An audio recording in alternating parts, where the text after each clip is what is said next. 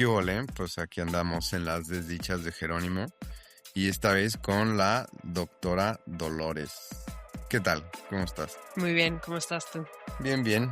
Bueno, ¿te puedo decir Loli o te digo doctora o Dolores? Loli, está bien, todo bien. Ok, pues estoy aquí. Además tengo varias preguntas acerca, no nada más de tu trayectoria y lo que has hecho y de cómo funciona un poquito el mundo de la investigación científica, que, bueno, debe haber muchos casos distintos, pero para que nos cuentes un poco acerca de lo que a ti te ha tocado y luego acerca de la dirección que lleva la investigación científica hoy en día y por qué, ¿no? Entonces, pues no sé si me podrías platicar un poco acerca de por qué empezaste, te gustó la ciencia desde joven, cuáles eran tus planes o qué pasó. Sí, mira, desde joven siempre me ha gustado la biología. Siempre tuve un interés por trabajar con animales. De hecho, cuando era niña, mi héroe era Dian Fossey. Es un poco no original, Ajá. pero me encantaban los gorilas y la historia de esa señora me impactó mucho. Y pues sí, de ahí yo creo que empecé pensando que iba a entrar a como estudiar más comportamiento animal, pero acabé pues yéndome por completamente otro ángulo, pero siempre la biología fue la influencia que rodeaba todas las decisiones que yo tomaba en la escuela, en la vida, a dónde ir, a dónde estudiar. Y también para entender, a mí me gusta entender las cosas, me gusta saber cómo funcionan las cosas de una manera curiosa, no por tratar de controlar ni nada, pero porque me interesa cómo se adaptan los organismos a su medio ambiente y cómo somos nosotros, cómo nos comportamos nosotros también en ese medio ambiente y cómo las interacciones entre nosotros y otros animales pues sucede para ser parte de los ecosistemas, ¿no? Ok. Y Y entonces, ¿cuál fue tu carrera inicial? yo empecé a estudiar como zoóloga fue a la universidad para estudiar eso en Europa y fueron 4 años de estudios y fue una carrera muy general de zoología porque tenía muchos intereses. Entonces no sabía Ajá. todavía en qué me quería especializar. Pero bueno, de ahí el último año que estuve en la universidad tomé una clase de reproducción y dije, uff, de aquí soy, me encantó. En esa clase no solo aprendimos como de las diferentes taxonomías y cómo las estrategias que usan para reproducirse, pero sino también fue donde empezó a darme un poquito más el interés por la reproducción asistida y cómo se usaba eso. Las adaptaciones reproductivas en diferentes organismos a nivel taxonómico y luego de ahí me empezó a interesar cómo nosotros usamos la conservación, reproducción asistida, ¿no? Las tecnologías que usamos para ayudar a especies que a lo mejor cuando están en cautiverio no se reproducen tan bien, o tienen problemas, o genéticamente están un poco no dispuestas a reproducción ya, por miles de razones. Entonces, sí, entonces de ahí surgió el interés por especializarme ya más en la fisiología reproductiva, en la genética, en la conservación y pues desarrollar más una especialización en el uso de tecnologías de reproducción asistida para eso, para la conservación de especies. De ahí empecé a trabajar después, obviamente he trabajado en varios países y en diferentes tipos de instituciones, tanto en zoológicos y universidades que pues, se dedican a eso, ¿no? Y la otra parte de eso es también la conservación genética a través de biobancos, ¿no? Establecer biobancos de reservas genéticas a través de la criopreservación de diferentes tejidos, gametos, embriones, células, etcétera. Eso se hace con el propósito de más adelante que tener la posibilidad de reintroducir una especie que desaparece o para cuando llegue el apocalipsis o para qué. Mira, en el pasado se ha usado como un anexo a la conservación de una manera en donde cuando tú recuperas células de un organismo, está en peligro de extinción o no, en ese momento estás capturando la genética del instante que representa a ese individuo y a esa población. Y por lo tanto tienes como dicen en inglés, un snapshot in time de lo que estaba Mm. haciendo la genética para esa especie en ese momento. Si tú Una vas captura lo de ese capturas momento. y vas resguardando esa genética a nivel de con criopreservación. Entonces, si algo pasa en algún momento y la población se cae o hay muy pocos individuos y la genética se vuelve un poco escasa, o no escasa, pero se devalúa la genética de esa población, entonces tú puedes llegar y sacar ese tejido, esas células, esos gametos y reintroducirlos a poblaciones, ya sean en cautiverio, que luego se reintroducen, o directamente con animales que históricamente han sido silvestres, traerlos a cautiverio y crear individuos nuevos. Y esa es la idea. Entonces no estás modificando nada, sino que estás haciendo como una enciclopedia, ahora sí que un banco, por eso se llaman Ujú. bancos, de la genética de las especies. Ok, ok.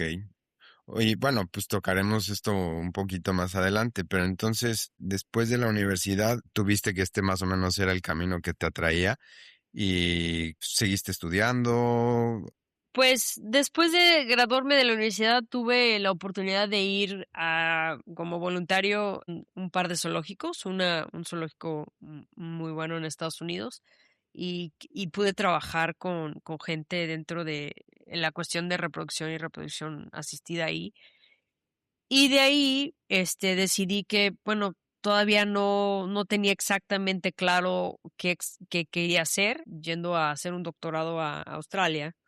Y de ahí me fui enfocando más y más y más en como cuestiones de fisiología y un poquito más detalladamente empecé a entrar al mundo de la biología molecular, que ya viene siendo un poquito más complicado. Pero tardé mucho tiempo en realmente decidirme lo que quería hacer y la verdad me pasé mucho de mi carrera buscando las cosas que me gustaban y pensando menos en cómo iba a comer después. Claro. Y pues sí, haciendo malabares por curiosidad más que por una estrategia futura o de financiamiento, ¿no? Sí, tratando de buscar algo que te pudiera satisfacer mientras esquivabas, pues, las bolas de tenis que avienta la vida. Sí. Entonces, terminaste el doctorado en Australia y el doctorado, ¿en qué lo hiciste o cómo estuvo la cosa? El doctorado fue en reproducción, pero no reproducción asistida, sino que yo me dediqué más bien a ver los mecanismos moleculares de la determinación del sexo en marsupiales. Y eso Ajá, me llevó a entender un poquito más lo complejo que es la reproducción, cómo los genes influencian la reproducción, cómo se determina el sexo y cómo cuando tú le metes mano a esos genes puedes acabar pues realmente interfiriendo con el camino que normalmente tendría un individuo en particular. Entonces, por ejemplo, mi tesis fue la interrupción del desarrollo del sexo masculino en un wallaby, en un canguro chiquito. Y, pequeño, es- ajá. y eso fue interrumpiendo el traslado de un gen. Va a sonar muy aburrido, pero interrumpir el traslado de un gen de un citoplasma al núcleo quiere decir que se interrumpía completamente la asignación sexual a masculino. Entonces, aunque el animal, el individuo tenía cromosomas XY, se desarrollaba con ovarios y se desarrollaba como, a nivel reproductivo, se desarrollaba como hembra. Entonces, de ahí, pues, fue donde empecé a decir, bueno, Ok, esto se puede hacer muchos malabares, ¿no? ok, ok. Es que eso me lleva a varias preguntas. Entonces, yo, porque soy muy mal pensado, tanto el desarrollo de estas tecnologías como este tipo de investigación, supongo, en tu caso, si tú estás ahí bloqueando el paso de ese gen, Wallabies o algo por el estilo, bueno, supongo que no habrá mucho riesgo, ¿no? Pero que también es información, son conocimientos que en las manos equivocadas, pues pueden llevar a un sinfín de experimentos que pues podrían ser desastrosos, ¿no? Y entonces, a lo largo de tu trayectoria académica, yo tengo entendido en el mundo científico, una de las principales metas es la publicación de papeles, de documentos, ¿no? En inglés les llaman papers, pero bueno, estamos hablando en español. Entonces, sí lo fuiste logrando, lo hiciste a través de universidades o distintas instituciones. Sí, o sea, la publicación científica puede ocurrir no importa la afiliación realmente que tú tengas, puedes trabajar por un zoológico, un acuario, una universidad, un museo. La publicación científica es igual para esas organizaciones, porque pues normalmente se hace a través de ciertos publishing houses, I don't know Editoriales. editoriales, sí, gracias. Entonces, sí, empecé a publicar, obviamente desde mi tesis tuve un par de publicaciones y desde entonces, sí, tengo varias. Y es una cuestión esencial que se necesita si vas a seguir en alguna forma en academia científica, ¿no?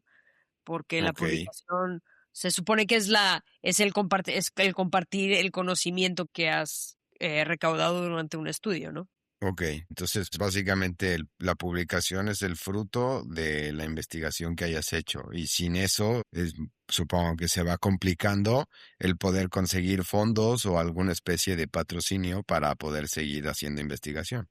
Sí, o sea, de hecho ahí está lo que siempre decimos en la ciencia en inglés es publish or perish, ¿no? Y es porque esas Ujú. publicaciones es una forma de que el mundo vea tu habilidad como científico y los conocimientos que tienes y los experimentos y las preguntas que estás haciendo dentro de la ciencia. Entonces, se supone que así es una diseminación de información a la comunidad de la cual se supone que todo mundo puede avanzar sus propios estudios también, ¿no? Es una colaboración y, Ujú. y una cosa comunitaria, pero no tanto estos días, no siempre, y se ha vuelto más que un comportamiento de conocimiento, se ha vuelto una presión académica, una presión social dentro de la academia que lleva a pues, ciertos comportamientos y mucho capitalismo ya, o sea, ya no está funcionando como funcionaba antes. Y de Ajá. hecho, pues, ya las editoriales son compañías grandes. A nosotros como científicos, creo, no sé cómo pasa en otras disciplinas, pero estamos en un sistema totalmente roto en donde el científico hace la idea, desarrolla la propuesta para recaudar los fondos, consigue los fondos, hace el experimento, analiza el experimento, escribe el manuscrito, formatea el manuscrito, lo edita, luego lo manda a que le hagan Revisión. una revisión por terceros, que se supone que son anónimos, y para que sea supuestamente objetivo, y luego mm, el mismo científico paga por el favor de hacer todo. Entonces, ahorita Ujú.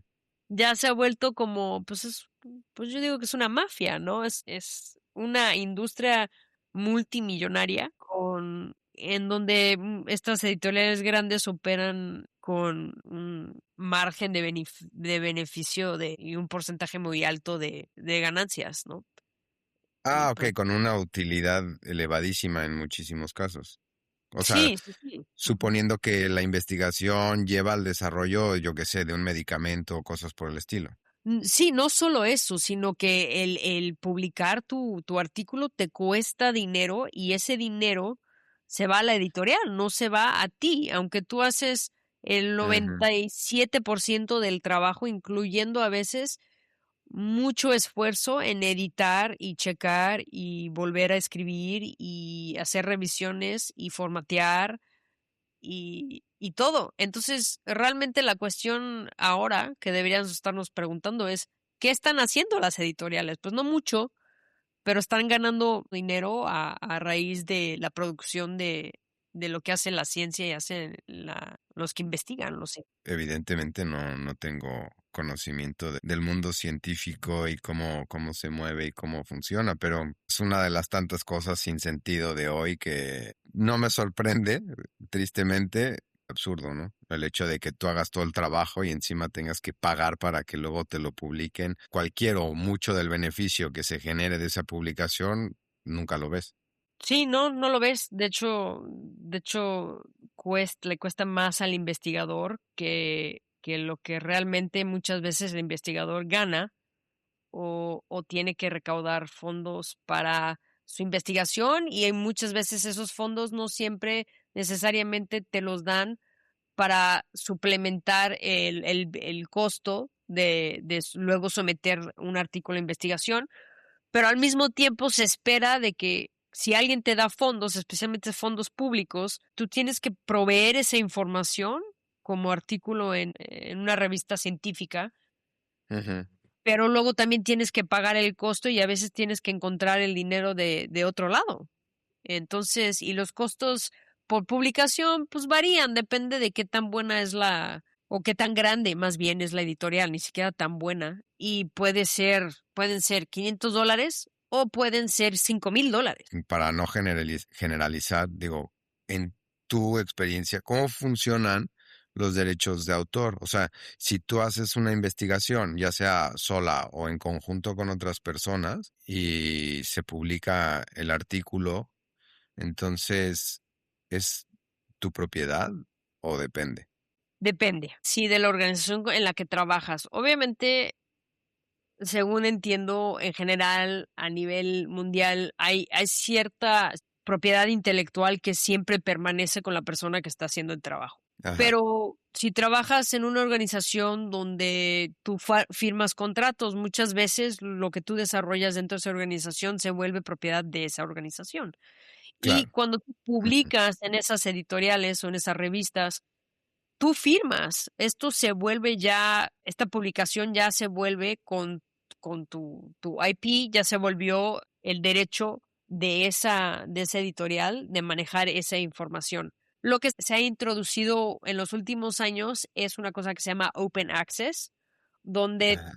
tú pagas todavía más dinero porque tu artículo sea gratis al que quiera leerlo. Pero entonces lo que la editorial está haciendo es, como no va a poder cobrar por cada versión que alguien trate de bajar del internet de tu publicación, te cobran otro X tanto dinero para que sea gratis de por vida. Y O claro sea, que debe de haber castigan más al investigador aún.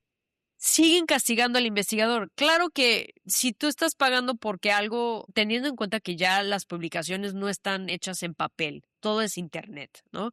Todo Ujú. está en una base de datos, todo está en la nube. Entonces, a lo mejor hay un costo, no a lo mejor, debe de haber un costo de mantener esa información en la nube. Porque pues ya no se publica nada en papel, ya la gente no compra la revista física. Entonces, está eso, pero realmente sí se sigue dando el peso de esa publicación, se le sigue poniendo al investigador. Y en muchas ocasiones hay organizaciones que sí te van a pagar la publicación. Por ejemplo, la organización en la que yo trabajaba antes, ahora te paga, pero o sea, ha habido momentos en mi vida donde yo tenía que pagar por publicar mi trabajo, aunque había trabajado para una organización grande, porque no Ya. querían pagar por esa publicación, entonces la pagué yo. Pero ahora eso está cambiando porque la presión, porque, bueno, no sé, igual a la gente también se está quejando más. Como la presión para publicar incrementa, creo que hay ciertas organizaciones que están dando cuenta que pues el costo de publicar es tan caro que no puedes tú esperar que un investigador lo pague. Aunque tuvieras, ¿no? Si tú publicas seguido, y de todo, es que no tiene sentido, ¿no? Ahí más bien, obviamente debe de haber mucha vocación. Y bueno, por lo visto, ustedes científicos tienen un problema, ¿no? Porque si me van a tener que pagar por publicar lo que hago en mi día a día, ¿por qué van a querer seguir haciendo eso, no? O sea, que digo, al final, que hay mucha gente que sí lo hace y tú lo haces y Ujú. lo quiere seguir haciendo, pero que el modelo está completamente jodido, el Totalmente sistema. roto. El sistema está roto y si lo ves de la perspectiva de un investigador que quiere tener acceso a esa información, porque pues cada vez que yo escribo un artículo, me tengo que también yo meter a otros artículos para como comparar, validar y ver qué otra información está ahí que a lo mejor complementa lo que estoy o lo que estoy escribiendo, Investigando. pero ajá, o Ajá. investigando, pero si yo no tengo acceso a esa información porque no es open access y a lo mejor mi organización no paga una suscripción a esa editorial o a esa revista, pues yo no tengo acceso. Y de ahí surgió algo que se me acaba de ocurrir ahorita que estábamos platicando eso, una base de datos que se llama Sci-Hub. Creo Ajá. que surgió no de Rusia, pero o Ucrania o por ahí. Me parece que es una mujer que realmente, pues un hacker que tiene este sitio donde tú puedes ir y puedes bajar, o sea, es un sitio pirata para artículos científicos, para que me entiendas. Ok. Entonces tú puedes ir y si no lo puedes bajar porque no tienes suscripción, te metes a SciHub y lo bajas. Y el punto que ella tiene, porque la han estado buscando durante mucho tiempo para arrestarla, ¿no? Porque es un hacker y está pirateando, pero realmente Sí, ella es curiosa, es como un Robin Hood de la ciencia, porque realmente está abriendo el espacio para que la gente que a lo mejor no tiene acceso o no tiene dinero pueda acceder a esa información. Medio pirata, pero bueno, ladrón que roba ladrón. pues mm, sí, exacto. No hay problema. Sí, no hay bronca. Exacto. Se vale. Ok, ok. Bueno, entonces, y por ejemplo, si tú estás en colaboración con otras personas, Ujú. entonces, dependiendo del tipo de contrato o convenio que tengan con la organización con la que se lleva a cabo esa investigación, toda la gente involucrada tiene parte de esa propiedad intelectual. Sí, sí, Sí, ok. Y entonces, para que se publique, ¿no? O para que se utilice de X o Y manera esa publicación, tiene que ser bajo consenso de todos, ¿no? claro. Por supuesto, tú cuando publicas algo y estás pasando por el proceso de someter esa publicación, tienes que llenar mucho papeleo y entre esas cosas es firmar como un stat deck donde dices, estoy sometiendo este artículo y lo estoy firmando de parte mío y de mis autores, que todos estamos de De acuerdo acuerdo. que se va a someter esto. Y se acabó. Entonces estás haciendo como un contrato con la editorial donde estás diciendo, te prometo que Que, la información que te estoy dando es la información correcta, verdadera, y que te estoy dando esta información de parte mía y de mis coautores. Entonces es un claro, contrato. es común que se publique algo y ya sea que se publique sin la autorización de todos los autores o que se incluyan autores que no fueron parte del proyecto. Me refiero, si sucede seguido, seguramente ha sucedido, pero si es algo que pasa regularmente. Mira, está surgiendo más donde se está dando el tema en la comunidad científica de que a veces las publicaciones no reflejan la autoría como debe ser, o que el investigador principal, que sería el jefe, el profesor, el maestro, lo que sea, somete una publicación de parte de un alumno o de un empleado sin decirles, sin su consenso. Consentí. Ajá, Ajá, y de parte suya se ha dado, me ha pasado. Entonces, en esa ocasión el problema es que muchas veces el sistema académico y la publicación científica refuerza, no solo se refuerzan mutuamente en el sistema roto en el que operan, pero dentro de eso, como en cualquier aspecto social, hay una jerarquía y muchas veces dentro de esa jerarquía pues el profesor o el jefe, el académico principal, puede hacer lo que quiera porque realmente las ramificaciones de ese tipo de comportamiento muy pocas veces he yo oído donde le causa realmente un problema. Se castiga, exacto. la impunidad suele ser común. Absoluta y totalmente. O sea, mucha gente. Y luego obviamente tienes a gente joven, investigadores jóvenes que están empezando su carrera, no se quieren meter con el profesor puede hacer lo que quiera. Si se quejan con la universidad o la organización en la que trabajan, pues no siempre se les apoya. Y por desgracia, la academia es como politically correct en que es como, por ejemplo, si un profesor molesta sexualmente a un colega o a un alumno, pues obviamente eso ya supuestamente va por arriba de lo que es moralmente aceptable.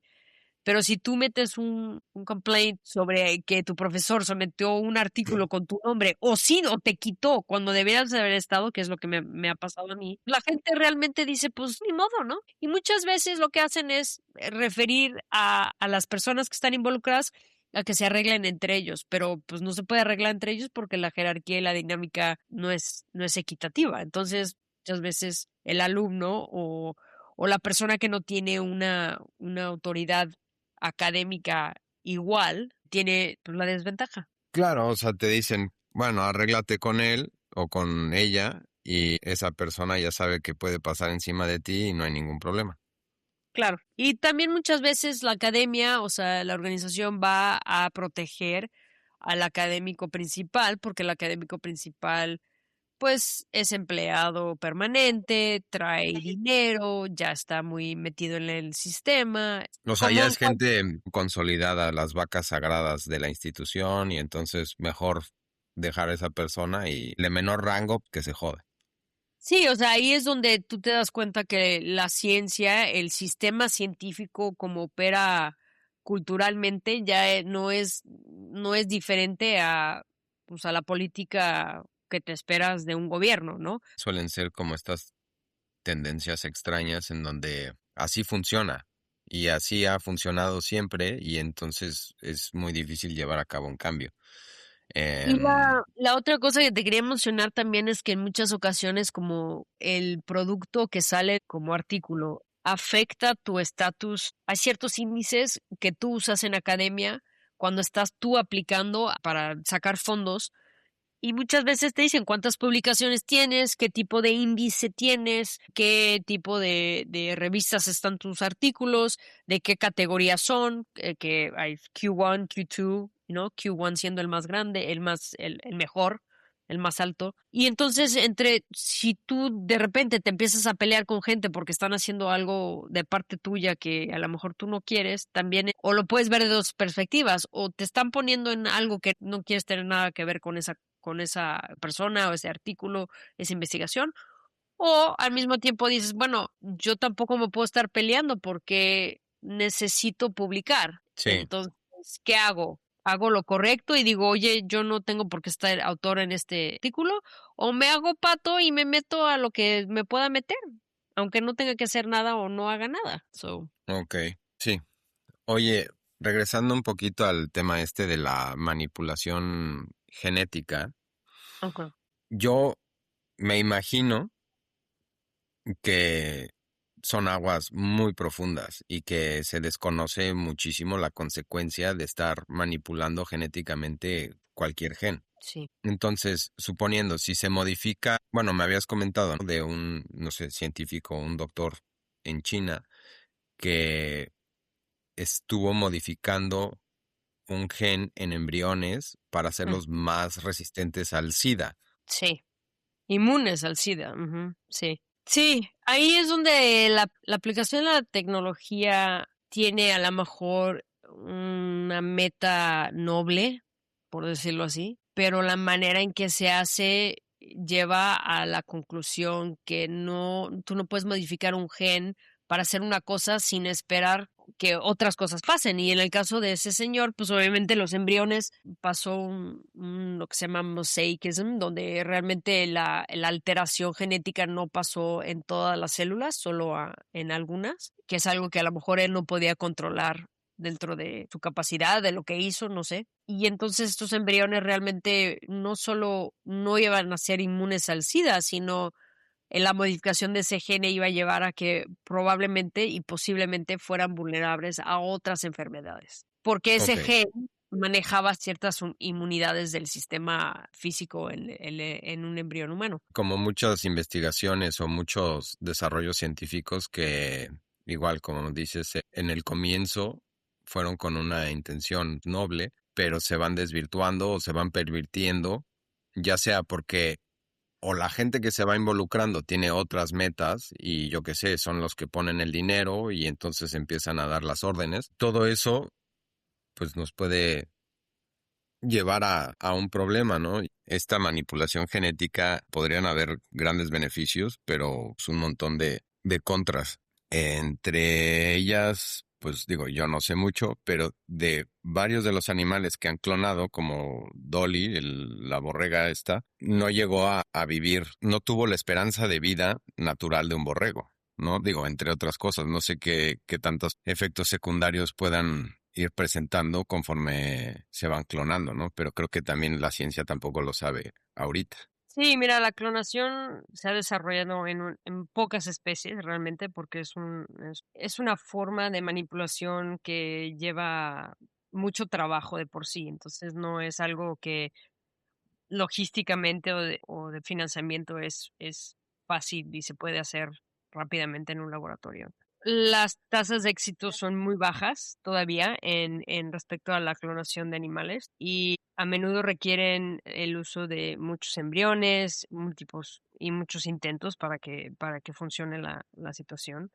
Y los animales, como mencionas tú, como Dolly, con frecuencia presentan con o defectos de desarrollo todavía, disfunción inmunológica, o no viven tanto tiempo, o tienen problemas reproductivos, lo que quiere decir que todavía nos falta mucho por entender los mecanismos de biología y la clonación en sí va a ser diferente y muy específica de especie en especie. Entonces, aunque tú manipules algo en una especie, no quiere decir que si lo manipulas igual en otra, va a funcionar igual. Entonces, sí, puedes también sin querer, como hablábamos antes de situación con el experimento en China con embriones humanos, puedes también provocar patrones anormales de expresión genética y pues eso obviamente va a contribuir a muchos problemas de salud en esos animales y se ha dado, ¿no? Yo, por ser mal pensado, se me ocurre que a la hora de estar intentando clonar, ya sea humanos o cualquier otro animal, se podía presentar una situación en la que o quizá desarrollen no nada más defectos, por así llamarlos, pero sino alguna especie de enfermedad o problemas de conducta, o sea, yo qué sé, igual y si mañana vuelven a clonar un borrego, pues sale un borrego que come carne, o que, o sea, no sé, ¿no? Pero a lo que me refiero es a que de nuevo pues, son aguas muy profundas y que hay un millón de incógnitas. Sí, mira, cabe obviamente decir que la clonación y las éticas de ese tipo de tecnología tienen que ser bastante observadas y se tiene que pensar mucho en lo que se va a hacer con esa tecnología, pero hay ventajas de la clonación, o sea, probablemente con una clonación se pueden también reintroducir genes en una población que se recolectaron décadas antes, como lo mencionábamos, y usar la clonación para reintroducir esos genes de individuos que ya no existen a una población que genéticamente ya no, a lo mejor es igual 50 años adelante, pero que le podría beneficiar la introducción de genes de parientes de hace mucho tiempo, porque la genética ya ha evolucionado un poco diferente y entonces lo que haces es llevar una población que a lo mejor puede estar muy inbred, no sé cómo decirlo en español, este, y, y Mm, proporcionarle con genética nueva para sacarlos de esa, Alberca genética, o sea, de ese grupo eh, genético. sí, para incrementar eso, para incrementar la diversidad de la genética de una población que a lo mejor ya está un poco, que es muy chica y que está muy restringida, ¿no? Entonces, en ese aspecto, la clonación sí podría llevar a eso, pero por ahorita la clonación todavía es un estado de arte nuevo, por decirlo así, y no nada más es algo que se debería vender como, vamos a clonar a X y lo vamos a arreglar todo, porque no es cierto. Va a llevar bastante iniciativa, mucho más investigaciones para poder usarlo como algo que se pueda realizar bien. Uno de los beneficios, o sea, ahorita de lo que estás mencionando, ¿no? De quizá con material genético de una población, tratar de mezclarlo con el de otra población, y así también pues poder remediar ciertos problemas, los que han tenido en la realeza, en la historia, ¿no? Que pues por estar medio incestuosos, entonces tienen hemofilia o como y quizá podría servir de ejemplo el príncipe Andrés, otros tipos de filia, pero bueno, o sea que sí, ¿sí? Porque se sabe que obviamente los perros de raza pura cada vez van presentando más problemas, más defectos, ¿no? Y cuando se Claro. mezclan, pues supongo que pues es eso, la evolución y la dominancia de normalmente los genes más favorables para poder subsistir. Claro, claro que sí, pero en tanto cuando se reduce el hábitat o el ecosistema de esa población y tienen menos espacio y se van correlacionando, como lo que mencionas, mientras la población va disminuyendo, entonces obviamente tienes más oportunidad de que ciertos genes que no son tan favorables se sigan reproduciendo en vez de diluirse en una población más grande, se sigan reproduciendo y eso lleva como a un ciclo vicioso de que la población vaya degenerando a través del tiempo, pero si de repente llevas la genética de un individuo que vivió hace 50 años y lo metes, es probablemente algo que puede levantar esa genética, inclusive nada más con un individuo a veces, ¿no? Lo hemos manejado con animales en zoológicos donde se recobra esperma de un individuo que es salvaje en el campo, se trae ese esperma Insemina. insemina, gracias, a una hembra en cautiverio y eso levanta ya la genética de las crías que salen de eso, ¿no? Entonces, a veces no se necesita mucha genética nueva para incrementar eso. Entonces, cuando tienes otras tecnologías como la clonación, también te puede ayudar a hacer eso de otra forma, ¿no? Si a lo mejor no tienes el medio de cómo inseminar a una hembra, a lo mejor usar la clonación es algo que tú puedes hacer más en el laboratorio, más en detalle. Y claro que yo no hago clonación, así que no puedo hablar mucho de eso, pero Oye, pero debe haber controversia. Seguramente con animales, con otras especies, no tanto, porque pues, siempre nos hemos separado. Pero ¿quiénes somos nosotros para escoger quiénes y cómo ujú, van o deberían de ser, ¿no? Estos especímenes y seleccionar cuáles son las características que buscamos en ellos? ujú. Entonces, digo, tanto si se lo aplicas a un animal, seguramente habrá menos controversia, pero si te remites al Tercer Reich, pues entonces, ¿quiénes son los que, según alguien, deben de existir y cómo deberían de ser? ¿No? Entonces, creo que entras ahí en un poco un bucle de, tú estás seleccionando, o no tú, pero, o sea, que científicos están seleccionando las características que prefieren o ven más convenientes para X especie, X población, y entonces tratar de levantar a esa especie. Mira, yo creo que ahí es donde lo que comentábamos con la privatización de la biodiversidad y el manejo desde un punto de vista económico de la biodiversidad puede que lleve a ese tipo de comportamiento en ciertas áreas de ciencia.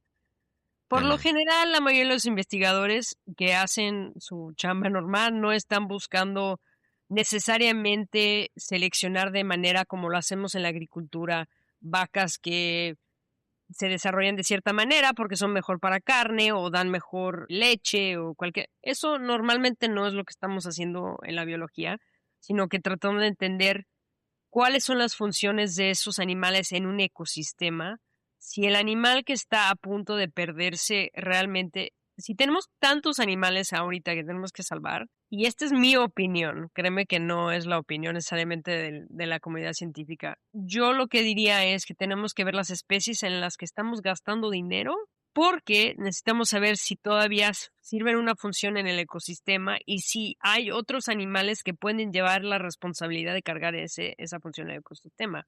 Ya hemos platicado 1000 veces que si quitamos a los humanos, todo va a Todo regresar prospera. a la normalidad, sí, todo va a regresar al equilibrio y eso ni que ne. Entonces, la única especie que yo quitaría seríamos nosotros. Pero Ya.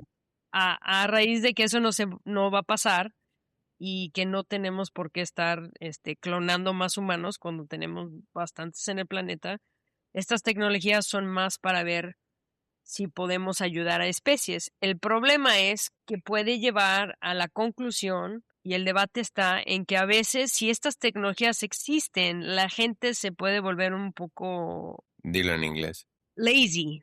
La gente se va a volver, no va a tener el impulso de estar realmente conservando la biología, conservando la naturaleza, porque con el pretexto de, pues ya tenemos la tecnología, entonces lo podemos hacer al rato, lo vamos a guardar y lo podemos hacer al rato. De ahí viene un poco el concepto del biobanco desde la perspectiva privada. Desde la perspectiva en la que yo trabajo, no, porque el biobanco se usa para resguardar, sí, genética de individuos y poblaciones y especies que están en la naturaleza, y se puede hacer de mil maneras. Puedes guardar ADN, puedes guardar tejidos como sangre y músculo y piel, puedes guardar células que se derivan de esos tejidos y puedes guardar gametos y embriones. Y en esos casos, luego ese material se puede usar para seguir haciendo investigaciones o ayudar a fomentar esa falta de reproducción en cautiverio, ¿no? Entonces, para mí eso es lo que es un biobanco. Si tú tienes una Ok, célula. lo que estás diciendo es que una de las preocupaciones es que si existen o si se llegan, digamos, a perfeccionar estas tecnologías y hay todos estos tejidos, células, demás, entonces que los humanos dejen de preocuparse por el medio ambiente, por dejar de contaminar, por dejar de matar y esto y el otro, porque pues va a estar la excusa de, bueno, ahí tenemos el material, cuando querramos, pues los clonamos, los reintroducimos, ¿no? Exacto, cuando queramos, cuando nos convenga, cuando tengamos nosotros un uso, para eso lo vamos a regresar todo y todo va a estar bien, pero realmente el colapso de los ecosistemas no va a permitir eso. Y Claro. si no hacemos algo ahorita, entonces pues se pierde. Claro que lo que estamos haciendo es, en el caso, por ejemplo, mío, en lo que yo trabajo, es tener ese almacén de Ujú. genética, no como para decir, bueno, ya lo tenemos, ya estuvo. No, sino para tener esa genética en ese momento y estarlo resguardando para cuando sea necesario y se pueda volverlo a reintroducir de alguna manera a la naturaleza. Ok. Y, y obviamente la ventaja de tener esos tejidos, esas células y demás, supongo que ayuda ética, moralmente a la investigación en el aspecto de decir, bueno, yo estoy haciendo experimentos o investigaciones en una célula y no en un organismo, no en todo el animal, ¿no? O sea, ya no estoy o haciendo pasar por mal momento a un animal entero, sino pues es una célula. Claro.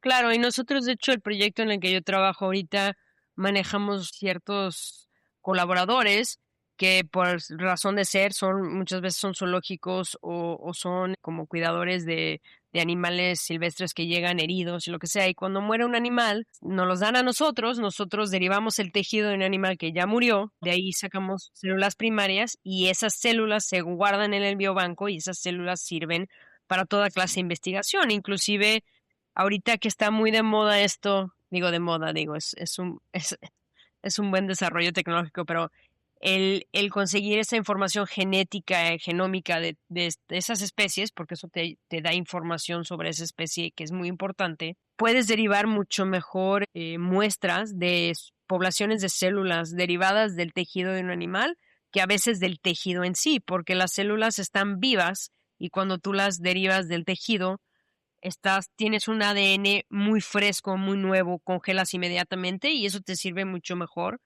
para hacer Ujú. tus análisis genéticos que quitarle un pedazo de piel o algo a un animal que ya murió, que a lo mejor ya está empezando como a decaer, ¿no? A pudrirse, Descomponerse. a descomponerse y ese ADN ya no es la misma calidad. Y para estas tecnologías genómicas se necesita ADN de muy buena calidad para tener para sacar secuencias que realmente funcionan para derivar esa información. Entonces, es como Es como ir a un banco y decir, quiero sacar, o para guardar dinero, quiero meter mi dinero en un banco y cuando necesite voy a extraer lo que necesito para comprar lo que necesite. Ok. También de algunas de las publicaciones que estuve leyendo, existe esta empresa Colossal, ¿no? Ujú. Y aquí hay un sinfín de temas que además me parece un poco ridículo, ¿no? El que quieren, según ellos, que yo entendí que ellos quieren es, pues, reintroducir el mamut, Sí, ¿no? Por ejemplo. Ahora, yo no veo el punto de reintroducir una especie que además se extinguió y ni siquiera no por cuestiones de la humanidad. O sea, se extinguió por supongo, un tema climático y las consecuencias de eso. Pero además de que no se puede reintroducir un mamut 100% mamut. sí, de acuerdo. Varias Y cosas. es, ajá, dime. Sí, ahí el detalle, obviamente los mamuts se extinguieron hace miles y miles de años, aunque hubiera sido a raíz de una intervención humana de hace 10,000 años, no hubiera importado. El punto es que el planeta ya no es lo que era hace 10,000 años, y el planeta no es lo que era hace 100 años. En 100 años la población humana ha subido de creo que 1 billón de personas a casi 8 en 100 años. Estás hablando de una expansión horrorífica a nivel del planeta. Y entonces el mamut ya no tiene una razón de ser en los ecosistemas que existen hoy, obviamente. Esa es la opinión mía y de muchos investigadores. Hay otros que a lo mejor van a tener otras opiniones y otros argumentos, pero en base a lo que yo creo, ya no cabe, no tiene razón de ser en este planeta. Ya. Una. Dos, como mencionaste, no va a ser un mamut, porque no hay un mamut que pueda gestar a un embrión de mamut. O sea, eso no existe. Lo que se puede hacer es tomar información genética de otros tejidos, de especímenes que están preservados y tratar de enlazarlos con la genética de algo relacionado a ellos hoy día, ¿no? Y mira que lo estoy así súper simplificando, pero O sea, lo- sería tratar de enlazar esos genes de tejido de mamut con los de un elefante, ¿no? Es lo único que se parece. exactamente, ese era el plan, o ese es el plan, obviamente, es usar un elefante, no, yo no me acuerdo si asiático o africano, cuál querían usar, la verdad no me acuerdo. Pero un elefante, una especie que existe hoy día, como un surrogate para lo que sería un embrión medio mamuteado, por decirlo En- así. O sea, Entonces un lo que van a... elefante como vientre de alquiler para un pseudo Sí, mamut.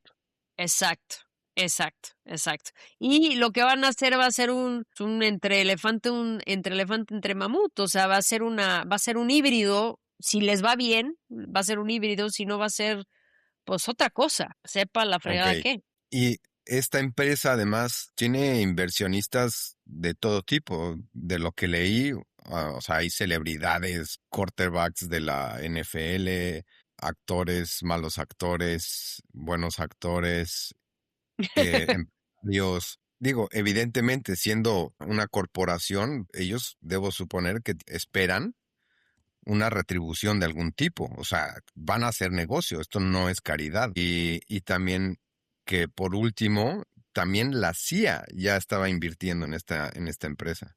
Sí, eso a mí también me dio mucha curiosidad cuando lo descubrí. Sí, la inversión que realizó la CIA es a través de IQT, que es Ujú.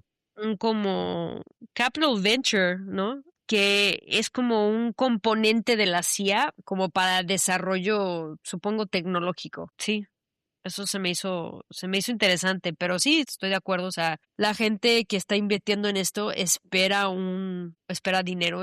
Y también, desde la perspectiva de la CIA, yo creo que es más una inversión estratégica porque no es que ellos les importe parar la extinción de animales, ni los que se están extinguiendo, ni los que se extinguieron. Eso no es el interés de la CIA. pero si no es desarrollar una capacidad más avanzada de manipulación genética y de secuenciación de ADN y bioingeniería, que son de interés para, según ellos, para seguridad nacional. Entonces, ahí te vas dando cuenta y entra ese tema de creo, es la comercialización de la biodiversidad, La que es, comercialización de la biodiversidad. Ok. exacto, sí, que es ya otro tema que pues para a mí me preocupa, obviamente, porque la biodiversidad no es algo que se debería vender, ni debería una persona o una compañía o una organización ser dueña de, viviendo en un mundo que está reconociendo que el colonialismo de otro ser humano a través de la historia ha sido fatal y ahora estamos como que reinventando ese concepto de colonialismo, pero ahora dedicado a el resguardo de recursos naturales a través de ese control de biodiversidad. Y eso a mí me preocupa O bastante. sea, estás en desacuerdo. Digo, Totalmente. me parece normal que un organismo como la CIA y eso quiera tener no nada más acceso, pero igual acceso único a las tecnologías y a los conocimientos que se vayan recopilando a lo largo de estas investigaciones para yo qué sé, reintroducir el mamut o el lobo gigante y cosas por el estilo, ¿no? Pero sí que me costaría trabajo pensar que ellos lo hacen por cuestión de preocuparse por los animales. Evidentemente no podría ser. Claro, y realmente no creo que a Colossal tampoco le interese mucho la conservación en sí, sino lo que le interesa es otra vez el acceso a recursos y el desarrollo de tecnologías que puedan llevar a una comercialización de algo en el futuro. Sí, Y sí, sí. perdón. Vender boletos para que la gente se vaya a tomar una foto con el disque mamut. Pues así va a empezar. Creo que muchos investigadores lo ven, así como esto es más tirándole a circo. Lo que pasa con eso es que ahí es donde entramos en esas áreas de investigación que estamos, ya no están vinculadas al interés público, sino a la privatización y al capitalismo. Esto no le estamos haciendo un favor a la naturaleza. Lo peor de todo es que las tecnologías que se están desarrollando en base a esta compañía sí valen la pena y sí Sí, sí, tienen sí. un valor público muy grande tanto para la naturaleza como para el ser humano, y el ser humano vinculado como otra especie más del planeta, no aparte. Sí, pero bueno, siempre nos hemos distinguido por tener esa soberbia y de no clasificarnos como animales, ¿no? Pero que eso sí, sencillamente lo que somos, somos otra especie. Sí, nos tratamos totalmente como si estuviéramos completamente aparte de todo lo que existe, todo lo demás que existe en este planeta y pues sí, digo, ya que la biodiversidad empieza a tratarse como un recurso financiero hábil, entonces es algo, recurso que se pueda almacenar o monetizar. Entonces surge Patentar. Ok. patentar, surge esa pregunta que, bueno, ¿quién controla esos recursos y quién se beneficia de ellos? Porque me queda muy claro que no va a ser, no vamos a ser tú y yo, por ejemplo. Seguramente que no. De una perspectiva de dinero y recursos y control, tú y yo no vamos a ser los que salimos bien de eso. Además que yo creo que al final el problema que siempre vamos a tener, así con el sistema que hay o con otro, es que por lo general a lo largo de la historia el desarrollo científico, de nuevo, aunque haya comenzado con una noble causa, pues puede acabar en la bomba atómica o en gas mostaza, da igual, ¿no? Pero que lo vamos a usar en algún momento para darle en la madre a alguien más, ¿no? Probablemente, sí.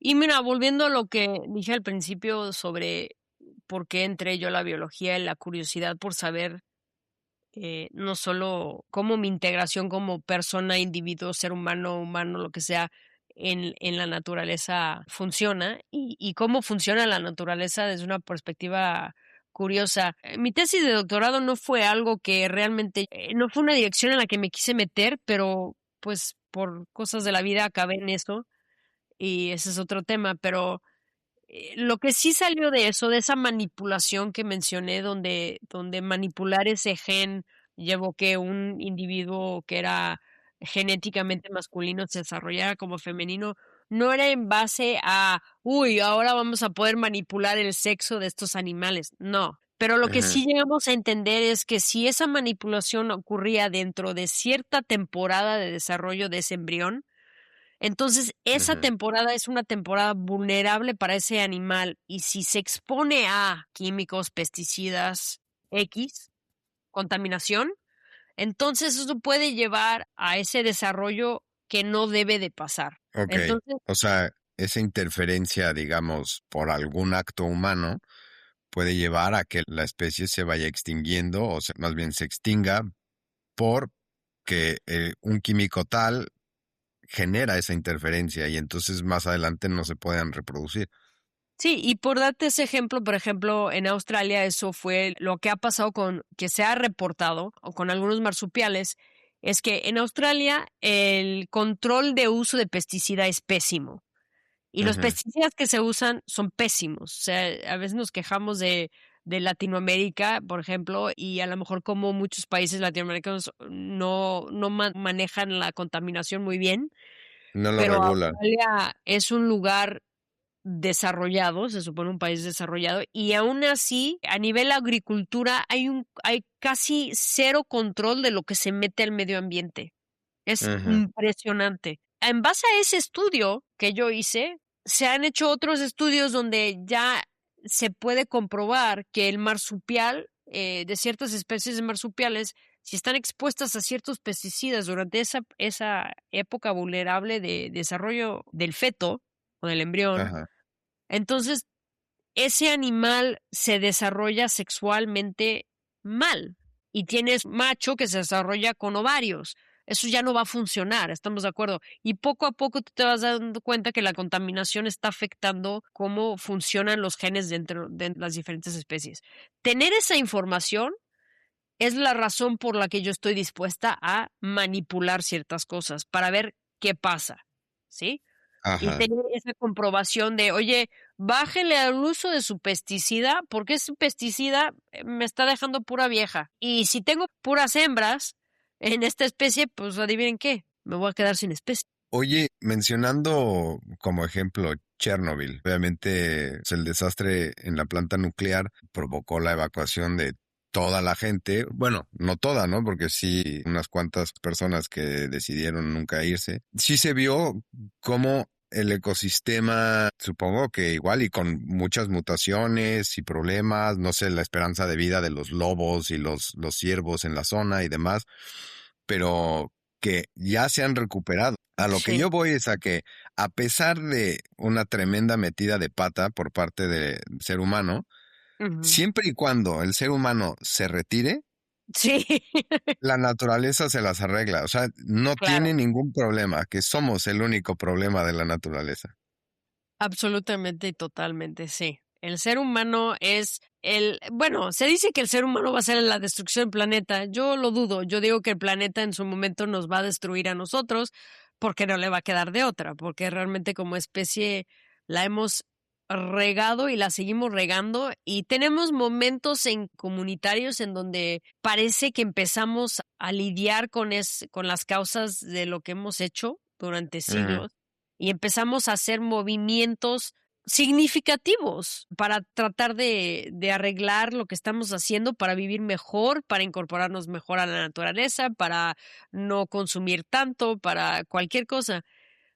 Pero como que es un momento de inspiración y de repente llega, pues luego pasa algo y la gente pasamos por otra ola, otra corriente de cambio de pensamiento y acabamos pues siempre sí, creo que la opción siempre es por lo que cueste menos trabajo, porque realmente podríamos empezar a hacer muchas modificaciones, pero La gran mayoría de la gente no va a sacrificar el su comodidad. consumo de miles de productos, tanto por comodidad como por costumbre y además porque no ven lo que ocasiona. Y ojos Ujú. que no ven, corazón que Sí, no siente, ¿no? Entonces, exacto. pero sí, yo mencioné lo de Chernobyl porque pues yo cuando estuve ahí me sorprendió muchísimo. O sea, yo dije, ah, mira, o sea, es una zona que está de pelos. El caso siendo que, y de nuevo, yo no sé si igual los venados que viven en esa región se mueren a los 5 años en vez de a los 25, no lo sé. Pero todo lo que yo vi se veía muy bien, se veía muy, muy a gusto. Y creo que a lo largo de las restricciones del COVID fue notable alrededor de todo el mundo ver cómo todos los ecosistemas y microecosistemas se recuperaron. Y no, o sea, ya no es, oye, es que es este químico, esta contaminación, no, es ya nada más la presencia de la gente. Sí. Entonces, que igual tengo fama de misántropo, no es sorpresa, ¿no? Es algo que queda claro. Ahora que esta empresa Colossal, no sé, creo que hicieron un lobo gigante o un par, ¿no? Pero que tampoco los recrearon como eran, o sea que también hubo una modificación ahí para hacerlos estéticamente más atractivos, ¿no? Según ellos. Pues sí, es que obviamente direwolf, según tengo entendido, fue una especie que creo que sí existió hace mucho tiempo, miles de años también, y que se extinguió, ¿no? Y realmente nadie, digo, debe haber especímenes en museos. Quiero suponer esto aquí, sí, no tengo toda la información, pero según tengo entendido. Y lo que hicieron fue, creo que modificaron o 17 o 20 genes, no me acuerdo exactamente cuándo, en un lobo, creo que gris fue el lobo. Ajá. Y eso surgió o llevó a que ciertas características de este direwolf, como le dijeron, cambiaran, ¿no? Un poco más alto, más grande, blanco. Y la razón por la que le pusieron direwolf también fue porque una relación con un programa. Pero sí, o sea, a nivel yo creo que de investigación, vuelvo a lo mismo, es una manipulación interesante de la genética, pero no es una especie.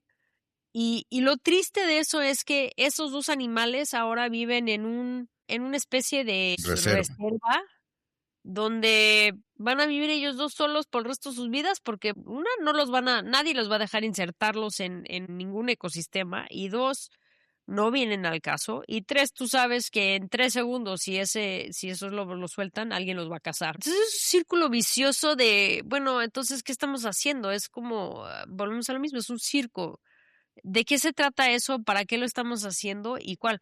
Pero es una cosa, te voy a decir que se me hizo muy curiosa, que a pesar de que a nivel comunidad científica no tuvo nada de apoyo este logro científico, pero a nivel no científica, o sea, a nivel de generación de TikTok, Instagram y todas las plataformas sociales que tú puedas nombrar, Claro. que yo puedo nombrar, como si les hubieran dado una versión nueva de Jurassic Park. Y la gente se Sí. volvió loca.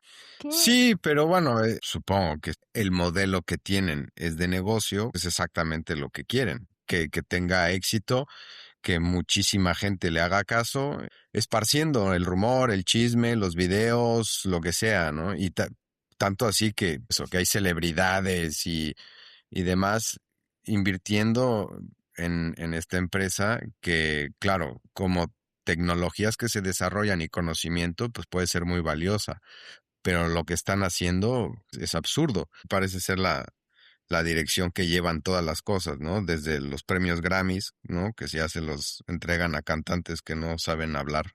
Y premios Nobel que también, al final, que simplemente estamos otra vez en la Edad Media. Parece ser que pues, la tensión intelectual que tenemos ahorita como población humana. Sí, Sí, sí, va sí, a ser interesante ver lo que pasa con Colossal, especialmente en sus iniciativas por ahora empezar sus propios biobancos que van a ser privados y cerrados, y obviamente, pues de alguna manera probablemente en violación a ciertos tratados internacionales que existen para precisamente para tratar de parar lo que es la piratería de recursos culturales, naturales que existen, que se ha dado en el pasado, ¿no? Están buscando como loopholes en los tratados comerciales. Entonces, mientras, por ejemplo, el Tratado de Nagoya es para que no se puedan mover esos ejemplares físicos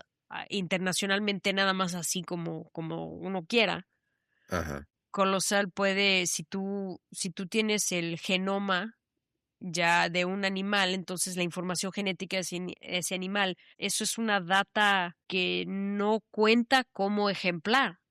Y si Ujú. tú tienes esa información en una base de datos, entonces puedes manejar esa información como se te pegue la gana. Esas son cosas que todavía no se han arreglado a nivel internacional legalmente. No, y además de que siempre existirá el riesgo, no nada más de una o muchas corporaciones hagan cosas indebidas por debajo del agua, que además pues luego simplemente piden una disculpa o les llega una sanción económica y se acabó, Ujú. pero también el hecho de que otros científicos que igual y no tienen intenciones nobles se pongan a jugar con estas cuestiones. Sí, claro, o sea, siempre va a haber el Frankenstein, ¿no? Algún extremista donde, pues como lo que platicábamos del científico chino, aunque tuviera las mejores intenciones del mundo, tenía que saber que éticamente no nada más podía meterse a manipular embriones humanos, o sea, claramente eso fue, y de hecho creo que te comenté antes que acabó en la cárcel unos 3 años,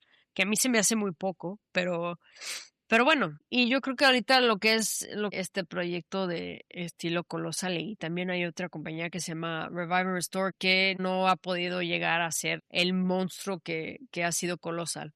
Que también ellos manejan mucho más lo que es la información digital, ¿no? La información de secuencia digital. Son operaciones realmente de ego, normalmente basadas en la visión de algún viejo loco científico también que se encontró con un billonario que le dio la lana para empezar su Su rollo, proyecto. pero el fundador de Colosal es un billonario, bueno, son dos, ¿no? Es un científico y un que se llama George Church y otro, y el billonario que se llama Ben Lamb.